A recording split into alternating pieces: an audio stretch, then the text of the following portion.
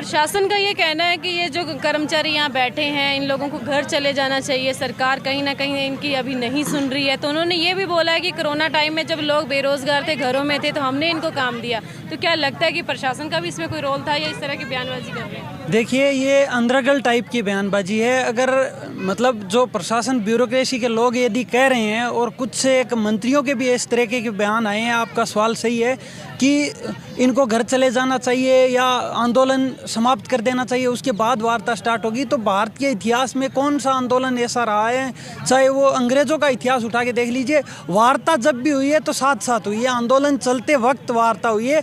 और इस सरकार को भी नई कंडीशन लगा के ऐसी मतलब बरगलाने वाली बातें नहीं करनी चाहिए, क्योंकि अगर वार्ता करनी है तो साथ साथ वार्ता कर सकते हैं, साथ साथ वार्ता चल सकती है।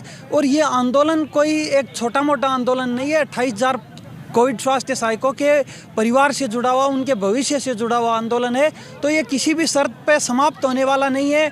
और ये अगर सरकार ये सोच रही है कि इनको भगाने का काम करेंगे या फिर बरगला के इनको निकाल देंगे, तो ये उनको मन से भ्रम निकाल देना चाहिए। हम यदि जाएंगे तो यहाँ से नौकरी लेके जाएंगे, किसी भी तरीके के किसी भी हद तक हमें जाना पड़ा, हम कितने भी दिन यहाँ पे बैठना पड़ा, हम बैठे रहेंगे, हम अपनी नौकरी लेके यहाँ से निकलेंगे। अगर इस तरह प्रशासन जिस तरह से आपके 32 लोगों को जिस तरह से उन्होंने 151 में बंद किया, कोई और मुकदमे लगा के बंद किया जा सकता है, प्रशासन डराने का काम भी कर रहा है, तो क्या लगता है कि आपका धरना समाप्त हो सकता है? देखिए, अगर ये जो चीज़ें कल प्रशासन का जो रवैया था हमारे प्रति कल पिछले 3 दिन से, वो बहुत ही गलत रवैया था। हम कुछ नहीं कर रहे थे।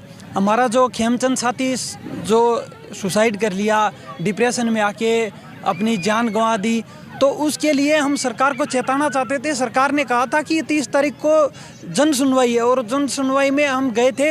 और भारत का जो हम संविधान उठा के देखते हैं, अनुच्छेद 14 से लेके 32 तक यही उल्लेख है कि राइट टू फ्रीडम, स्वतंत्रता का अधिकार है। आप अगर किसी से असहमत हो तो आप उसके घर के आगे जाके प्रदर्शन कर सकते हो, मर्यादित भाषा में भाषण दे सकते हो, मर्यादित नारे लगा सकते हो, और वही हम कर रहे थे। उसी के तहत अगर सरकार ये मानती है कि वो मतलब हम गलत कर रहे थे, तो वो प्रूफ साबित करे। अगर इस तरीके से 151 धारा लगा के या और भी धारा लगा के हमें गिरफ्तार किया जाता है, तो यह आंदोलन यहाँ तक ही सीमित नहीं रखना चाहती सरकार, इसको बाहर ले जाना चाहती है, उग्र कर देना चाहती है। और सरकार ये चाहती है कि उग्र हो यह आंदोलन।